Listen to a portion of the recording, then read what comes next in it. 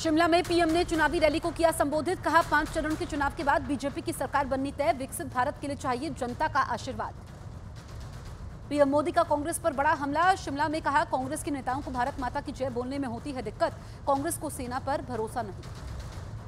पश्चिम बंगाल की मुख्यमंत्री ममता बनर्जी ने ओबीसी आरक्षण के मुद्दे पर बीजेपी पर साधा निशाना। कहा जारी रहेगा ओबीसी आरक्षण, में ओबीसी आरक्षण कम नहीं होने दूंगा। यूपी के महाराजगंज की रैली में सीएम योगी का विपक्षी गठबंधन पर हमला। कहा 400 पार का नारा सुन विरोधियों को आते हैं चक्कर। राम भक्त और रामद्रोही के बीच है ये चुनाव। यूपी के महाराजगंज की रैली में सीएम योगी का विपक्षी गठबंधन पर हमला। कहा 400 पार का नारा सुन विरोधियों को आते हैं चक्कर। राम भक्त और रामद्रोही के बीच है ये चुनाव। हिमाचल प्रदेश की मंडी में कंगना रनौत की रैली। कहा मोदी सरकार में बढ़ा महिलाओं का सम्मान। देशवासियों के लिए आदर्श हैं पीएम। बिहार के आरा में अमित शाह का विरोधियों पर हमला। कहा 5 चरण की वोटिंग में बीजेपी ने पार किया 300 पार का आंकड़ा। घमंडिया गठबंधन का नहीं खुलेगा खाता। समाजवादी पार्टी के नेता एसटी हसन का मुसलमानों के आरक्षण पर बड़ा बयान। बोले गठबंधन की सरकार बनने पर संविधान में संशोधन कर मुस्लिमों को आरक्षण दिया जाएगा। सीएम योगी आदित्यनाथ का विरोधियों पर हमला। कहा धर्म के आधार पर आरक्षण की इजाजत नहीं देता संविधान। कर्नाटक में जो हुआ उसे स्वीकार नहीं किया जा सकता है। जम्मू कश्मीर के राजौरी में चुनाव की तैयारी पूरी। सुरक्षा बल ने संभाला मोर्चा। चप्पे चप्पे पर जवानों की पैनी नजर। छठे चरण के लिए कल डाले जाएंगे वोट। लोकसभा की 58 सीटों पर डाले जाएंगे वोट। चुनाव आयोग ने पूरी की तैयारी। आज वाराणसी में अजय राय के लिए रोड शो करेंगी प्रियंका गांधी। रोड शो में समाजवादी पार्टी सांसद डिंपल यादव भी होंगी शामिल। पटना दौरे पर केंद्रीय मंत्री स्मृति ईरानी। आज शाम 5:30 बजे होगी रैली। रविशंकर प्रसाद के समर्थन में वोट मांगेंगी।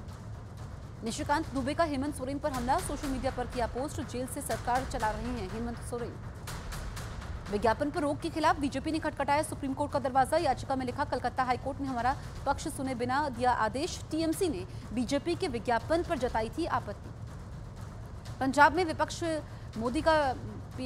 में मोदी का विपक्ष पर बड़ा हमला। बोले कांग्रेस ने सत्ता के लिए देश का बंटवारा किया। आम आदमी पार्टी को बताया कट्टर भ्रष्टाचारी पार्टी। छत्तीसगढ़ के पूर्व मुख्यमंत्री भूपेश बघेल का बीजेपी पर हमला। कहा केंद्र में है आदिवासी और पिछड़े विरोधियों की सरकार। कहा बहकी बहकी बातें करते हैं पीएम मोदी और गृह मंत्री। नंदीग्राम मामले में दिलीप घोष ने ममता बनर्जी पर साधा निशाना। कहा बंगाल में सुरक्षित नहीं है महिलाएं। बीजेपी की जीत का दावा किया। जेडीयू नेता नीरज कुमार का तेजस्वी यादव पर हमला। ट्विटर पर लिखा नौकरी के बदले जमीन लेने में शामिल है पूरा परिवार। प्रयागराज में ओवैसी ने कांग्रेस और समाजवादी पार्टी पर साधा निशाना। कहा समाजवादी पार्टी और कांग्रेस ने लोगों के लिए कुछ नहीं किया। बीजेपी पर भी खड़े किए सवाल।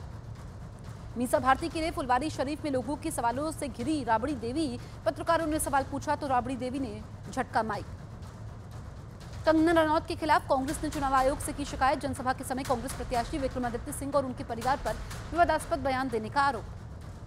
मध्य प्रदेश के पूर्व सीएम शिवराज सिंह चौहान का कांग्रेस पर बड़ा हमला। कहा तुष्टीकरण ही कांग्रेस और टीएमसी जैसी पार्टियों की खुराक है। अनुराग ठाकुर का राहुल गांधी पर बड़ा हमला। कहा संदेश खाली और स्वाति मालीवाल मामले उनके लिए महत्वपूर्ण नहीं क्योंकि राहुल गठबंधन धर्म निभा रहे हैं।